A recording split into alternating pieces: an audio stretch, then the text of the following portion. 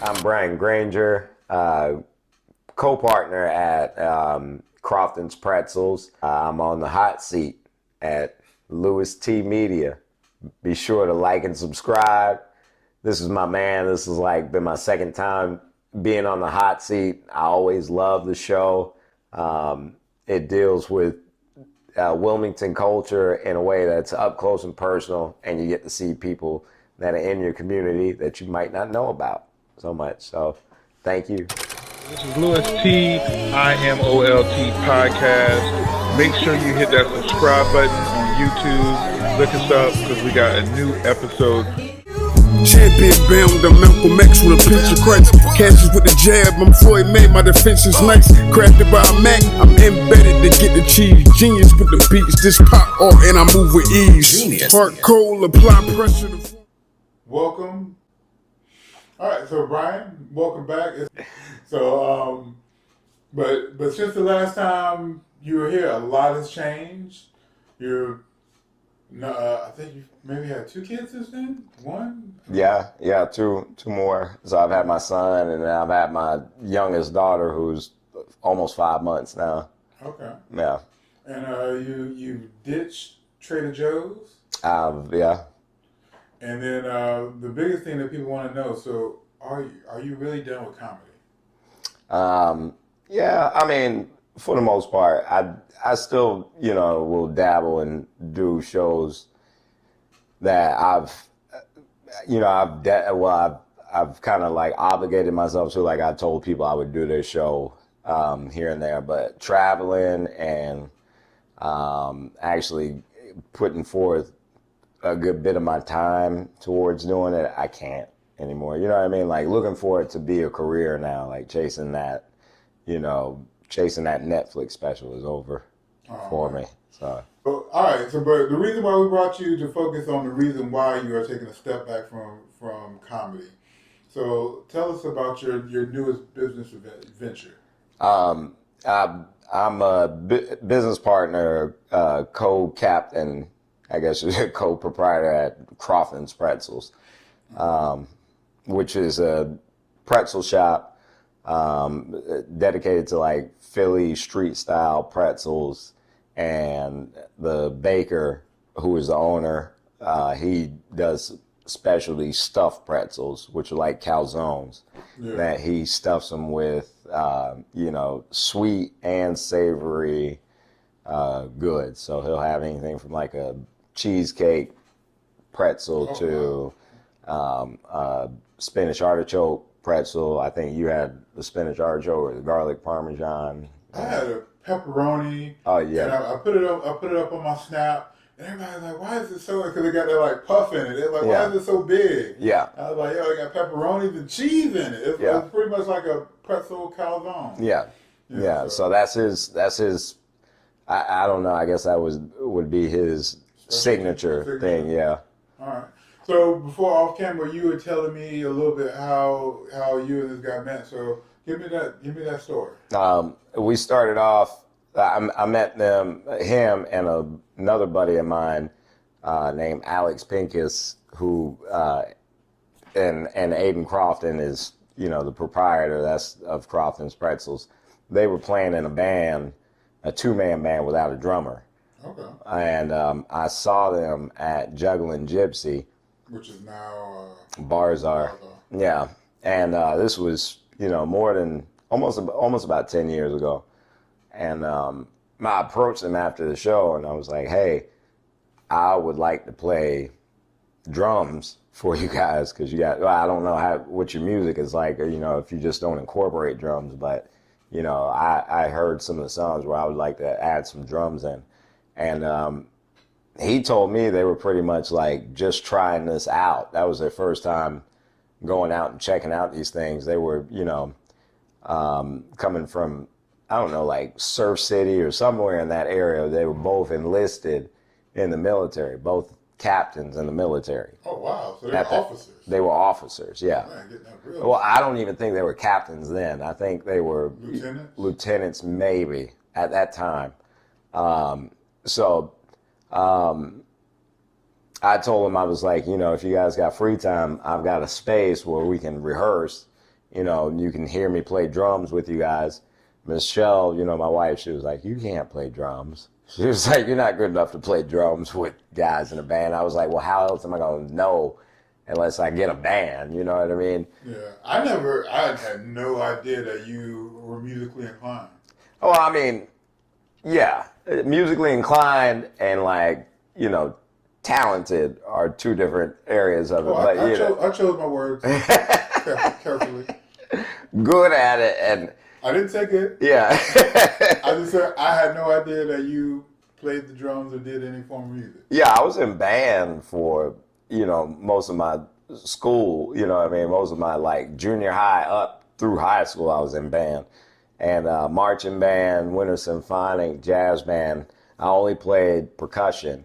And, you know, my uncle, Leroy Harper, also was, you know, he was saxophone player for James Brown, and he has his own bands and stuff like that. So, you know, when we were living in California and we lived together, you know, Roy, me, my parents, you know, he took an interest in trying to teach me music for a while. So he was like my tutor for the drums. Oh, nice. Yeah. So did y'all actually make it to a band? Did y'all form a band? Oh yeah, we did. It was called Awkward Family Photo at first. Mm-hmm. Then we changed the name to Pincus, because I don't know. One of the guys was like, you know, it's just too much to put when we're trying to like get booked out, because we were going and getting booked too. Yeah. What was a standout or memorable show that y'all did?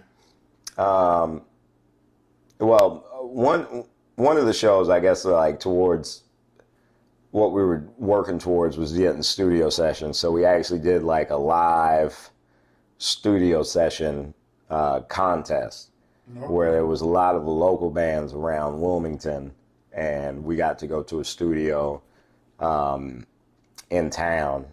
I can't remember the name of the studio, but it was, you know, right over there off of Wrightsville. It's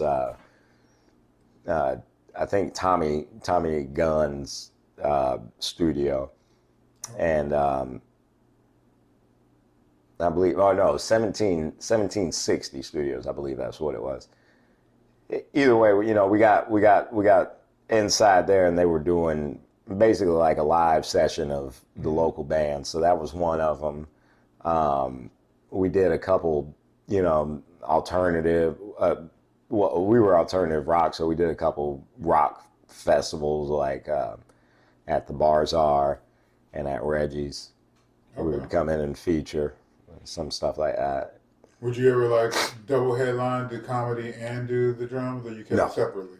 Yeah, it was all separate. Like you said, you didn't even know I was in a band. Like half the people that, I mean, it's not surprising, found that out later.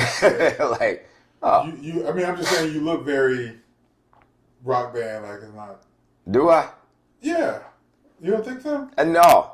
I mean, you don't. I mean, I would, like, if it was like a hip hop band, I might be more surprised. Yeah. You don't have a very, you know. Because that would be actually the style of drumming that I would be used to, is hip hop band. You know what I mean? Because, you know, I grew up on hip hop, but I also really did like, you know, along with that hip hop that I loved, that I grew up watching. Also, you know, being a latchkey kid and watching MTV, I fell in love with that alternative rock too. You know, and these guys, when I heard them play, they were kind of like, you know, Sonic Youth and Radiohead. And, you know, it was like one of those sounds where I was just like, yeah, I'm into that. You know, I'm a big fan of Modest Mouse. Certain bands and stuff I really like gravitate towards, I listen to regularly. Okay. Yeah. How did that relationship transcend into you being co-proprietor of Croftons Pretzels? Well, you know, us spending time together and, you know, doing the band stuff, we had two different lifestyles between me and those guys. They didn't have families at that time, you know what I mean? And I would set aside a little bit of time to play. When we first started playing together, I hadn't had Carrie yet. So it was just me, Michelle, And I had, you know, a little bit more ample time to play with these guys, but then, you know, life moved on. I had the kids, and they were actually being deployed here around this time too. So, you know, they would get deployed and come back, you know, and we'd start it up again. Then they get deployed and come back, and then we'd start up again. So me and Aiden, you know, we became good friends. You know, we would hang out outside of just like, you know, doing the band stuff for the most part. Especially like when Carrie was born, you know, they came to her shower and all the. You went to his wedding. Yeah, I went to his wedding. Him and his wife, Kara Crofton, they were, you know, they were good friends, you know, of ours, of me and Michelle's. So Aiden got deployed the last time he was getting deployed, and our bass player was going off to California, I think, to go. He was going to be gone. We didn't have any more band at this point. Yeah. He told me that he was going to be leaving the military, like his enlistment was up, and he was going to quit and start this pretzel shop. And I was like, why? You know what I mean? Like, you're already a captain, you know what I mean? Like, yeah, you're already halfway there. All you got to do is put in these, you know, couple more years, 10 more years, and you're set. You know what I mean? Like, retirement, everything. But he had been talking to me about it this whole time. He was like, man, it's going to be like, you know, my overhead is going to be nothing to the cost of the product is like this.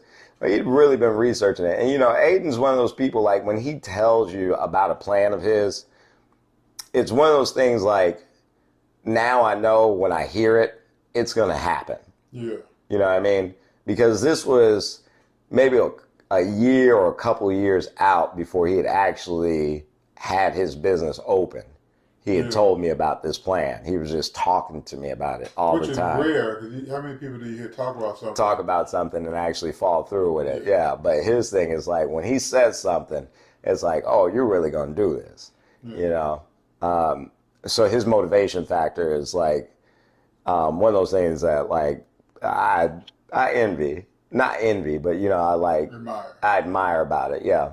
So, where's Aiden from? Like, it's like, I'm imagining this is something that he's from Philly.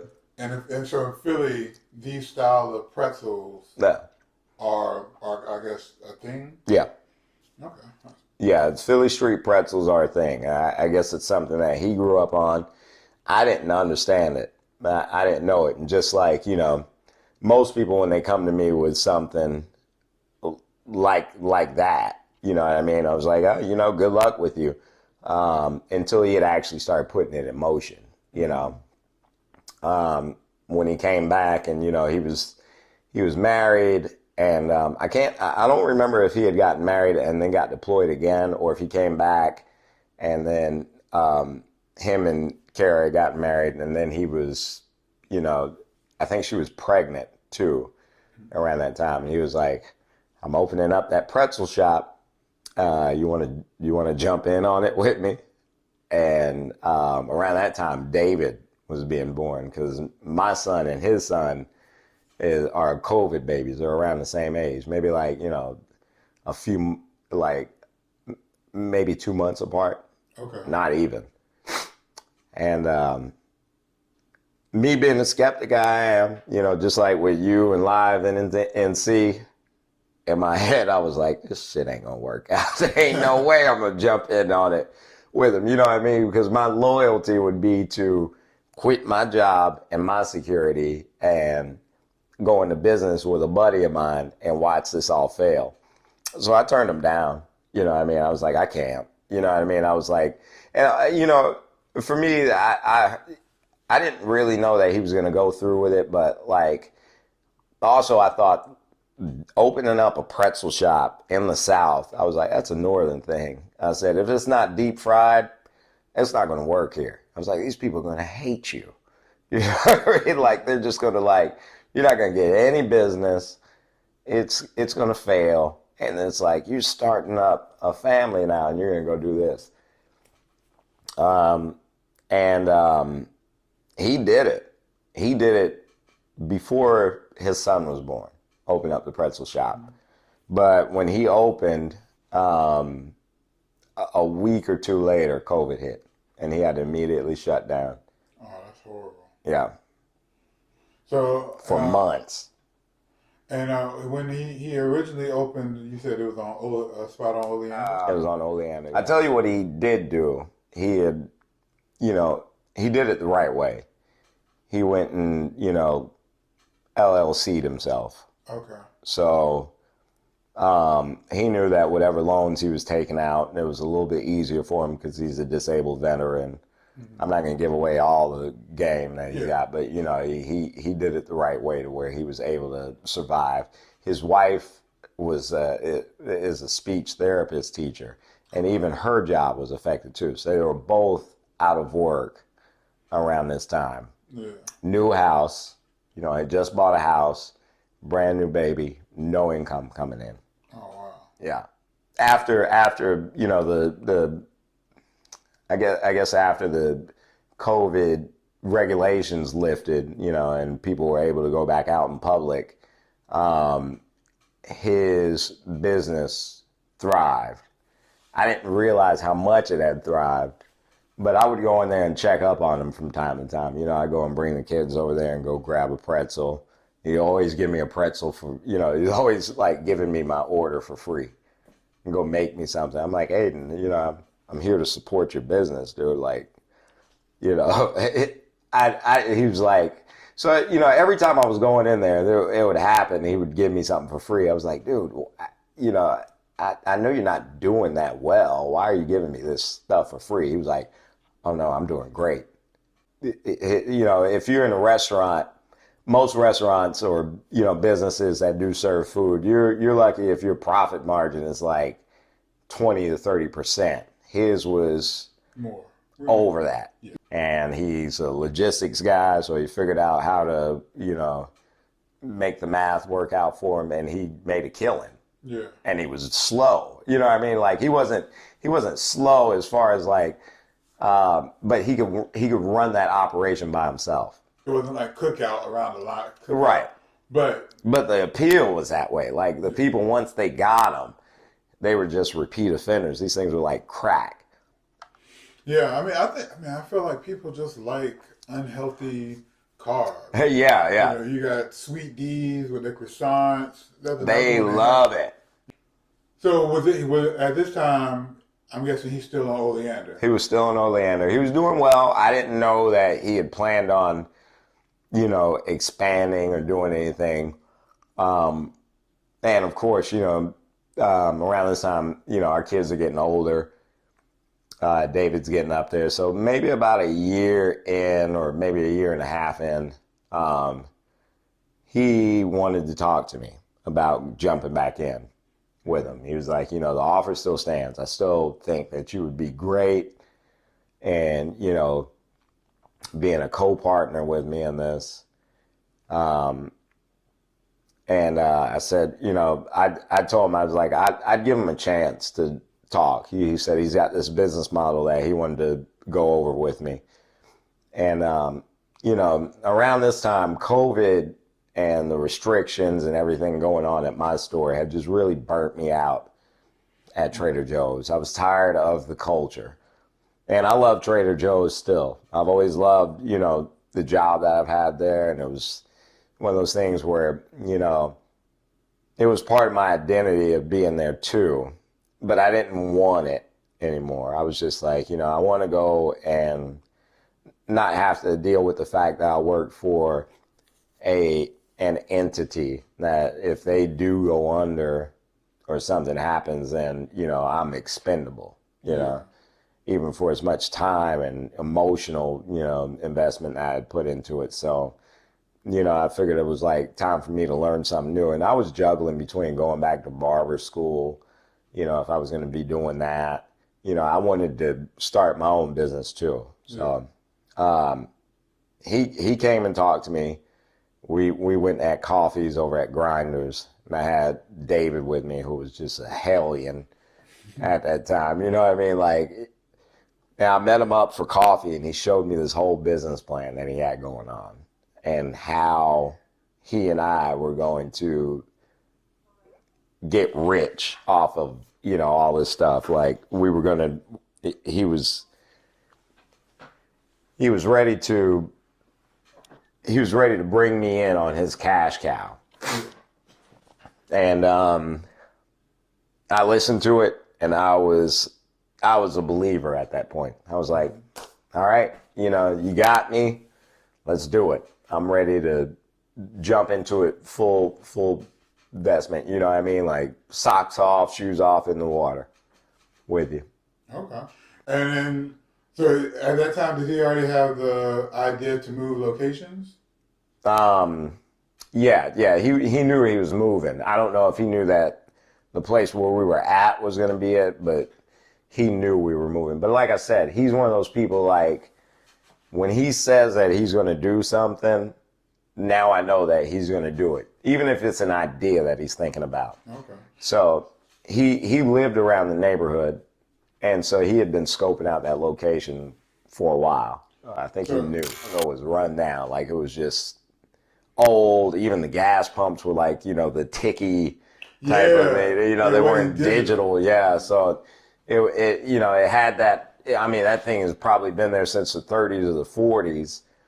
And you remember when we used to go to the shop and go, because you grew up around the neighborhood. Yeah. And I did too. You know, when I'd go over there, I do remember, and you know, I was a kid then, but I remember the hot dogs, 99-cent hot dogs they had there. I remember the porno magazines being in the back and like around that area, like you could see them. So that was, you know, I would go in there just because you could actually still see the tops of them. Yeah. You know what I mean? I remember because I grew up, I mean, I don't think it would be considered a country now, but back then kind of more country-ish. Yeah. So we didn't have like corner stores. So I remember that was one of the places I went and you could buy Lucy. Yeah. You get a Lucy cigarette. Well, I mean, our specialty, are the, you know, stuffed pretzels. I'm just not the, you know, baker in that point. So I was brought in because of having restaurant experience and also, you know, opening up different eateries and things of that such. My experience for what I've realized that we've had going on is that our business from when he was a one-man operation to this spot has quadrupled. It got overwhelming. It wasn't, and I kind of had an idea that it was going to be like that, and this is where I failed at the start of it, because I should have assessed that and actually pushed back our opening before we did. You know what I mean? We were just so ready to open, and I just kind of knew that it might be a little bit premature before, you know what I mean? Like, we might need to hire more people. Yeah. And I didn't know how big of a, you know, cult following that he was going to have and how big it was going to be. But and your following, I mean, I went there because of you. Because of me, yeah. Yeah, it was like, you know, it was almost like the Field of Dreams theory. It's like, if you build it, they will come. So, you know, there was a lot of PR and everything that got put into us opening. And when we opened on Labor Day weekend, we were slammed. I mean, when we opened, the doors opened from 11 to 8, and there was a line outside the whole day. We couldn't close the doors.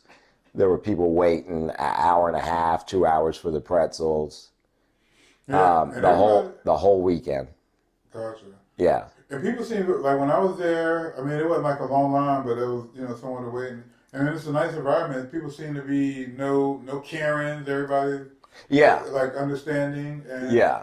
And like, they were, and I mean, I wouldn't have been. You know what I mean? Like, you know, I was reading some of the reviews and stuff like that. We were trying to say, we were like, man, we bombed. And, you know, me and him were actually kind of felt like we were defeated at the first weekend, first couple nights. You know, we were like, we can't do this. You know what I mean? Like, either we got to hire like a 5-man crew now, or, you know, close down shop. We can't do this. And when we started reading the reviews, there was reviews that came in where they were like, I waited an hour and a half for my pretzel. And it's like, why? We're open. You can just come back tomorrow. You know what I mean? Like, you know, it was like a, you know, it was like a, you know, it was like a concert. You know, people were just waiting around for him. But they also said at the tail end of it, it was worth it. Yeah. And I was like, is it worth it to eat an unhealthy snack? You know, but they would wait. They waited. They didn't mind it.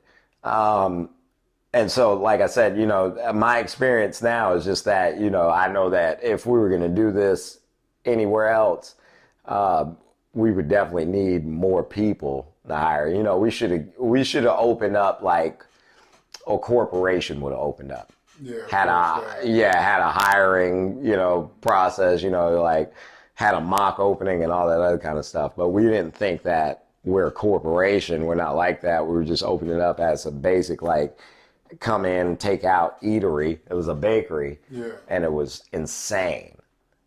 Yeah. So we're at 1620 Market Street. It's a big ivory colored building. You can see, you know, the ivory colors on there. There's like, you know, the red, gold, and green. And you can't miss it because it's right on the corner across the street from Andrews Mortuary. Our business hours from right now are Thursday through Sunday, 11 to 8. We'll be open. And for the most part, it's kind of just me and him. We have had a couple people that we've hired on to help because, you know, the weekends do get a little bit overwhelming. And we're in the process of like just working kinks out on the go. You know, I'm working on my days off as he is too. Rearranging that kitchen, getting new things in there, getting new ovens, you know, to handle all the bulk orders for Oktoberfest that we're not even prepared for. Are you a sweet or are you a savory guy? You seem like a savory guy. Well, I'm a little bit of both, but the sweet stuff I haven't even like gotten to get into. But I did have the cherry pretzel the other day, which the cherry pie stuffed pretzel, which cherry pie is not my thing. It never was when I was a kid. It was always tart and like kind of bitter when I was a kid. And I was like, you know what I mean? I wanted the idea of having a cherry pie, but they were gross when I was growing up. I mean, I feel it's visually for something visually about it doesn't sit. Because I'll eat a cherry, I like cherry Coke, I like cherry flavor, but I'm never ever getting a cherry pie. Well, visually, I wanted one. Always, when I was younger. I would get it, and I would be always disappointed. I was like, this is terrible. It's just too much. But this one, and especially if you incorporate the glaze or the frosting in it, is so good. Glaze. I think I got something sweet, and I did not get the glaze, and I was like, I should have got the glaze. Yeah. If you put that frosting with it, certain things you don't really have to. So if you get the brownie, and he's got the marshmallow, you know, it's a marshmallow that he stuffs in there with the brownie. It's a big gooey mess. That marshmallow kind of offsets that overbearingness of the rich chocolate. Okay. So it works as a glaze in itself. But that cherry pie one, I would probably suggest either getting a piece of the cheesecake in there and also getting the frosting to go with it. Because, I mean, it's just like, it's a grown-up dessert. It was so good. And the only reason why I got to have it is because it was an order that was messed up. So it was sitting around. I was like, I don't get any of the sweet stuff. I always eat the savory stuff because I'm there and I got to have lunch. So I'll eat something, you know what I mean, that I think is substance. You know what I mean? I don't want to just fill myself up on sweets. And the sweet things that I do bring home, my kids attack it. And I don't get any of it. Yeah. I never get any of the sweet ones that I get home, even if I try and hide them. You know what I mean? I'll wake up and it's gone. So this one, it was just like one that I kind of, you know, had at my own, you know, disposal, and it was really, really good. It was like having a cherry pie with the kind of crust that you want, and with the glaze on it. The crust was like a thin, because it's a pretzel crust. It's just thin enough and doughy enough in the middle and crispy. That's like a shortbread kind of texture to it. And it was great. You can go there. Croftons Pretzels is on, you know. Spell it for. Croftons Pretzels is on Instagram and Facebook. We'll try and get better with the social media presence.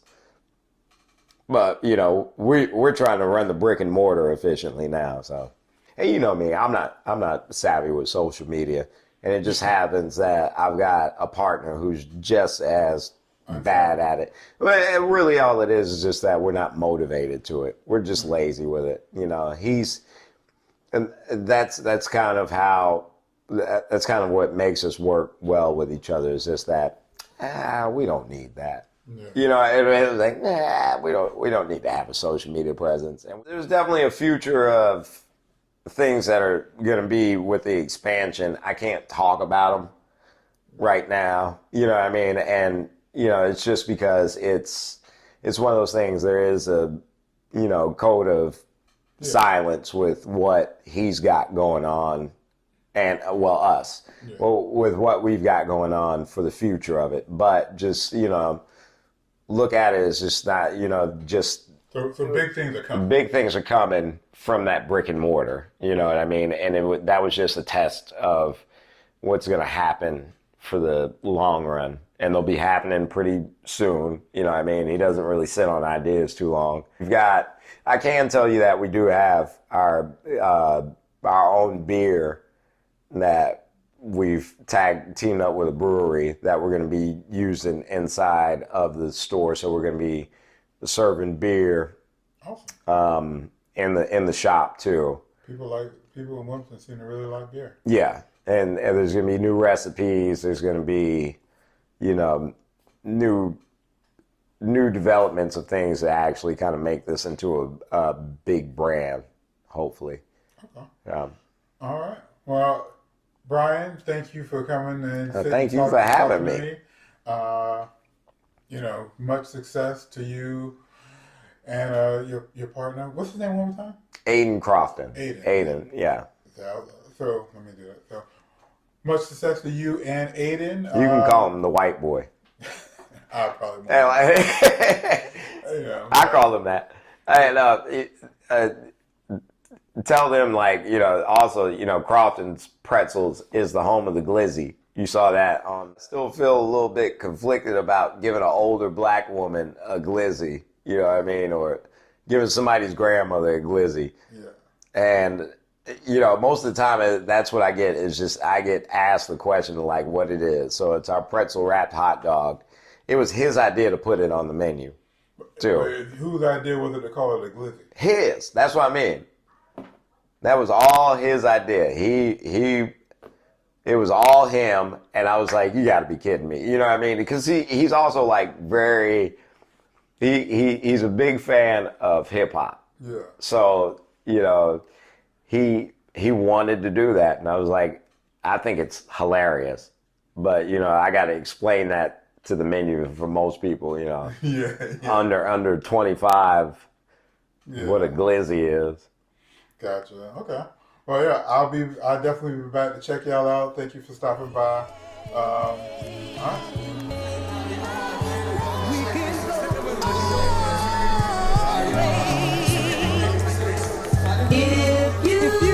Champion bound, I'm Malcolm X with a pinch of Christ. Cashes with the jab, I'm Floyd May, my defense is nice. Crafted by a Mac, I'm embedded to get the cheese. Genius with the beats, this pop art and I move with ease. Heart cold, apply pressure to form a diamond, this poetic.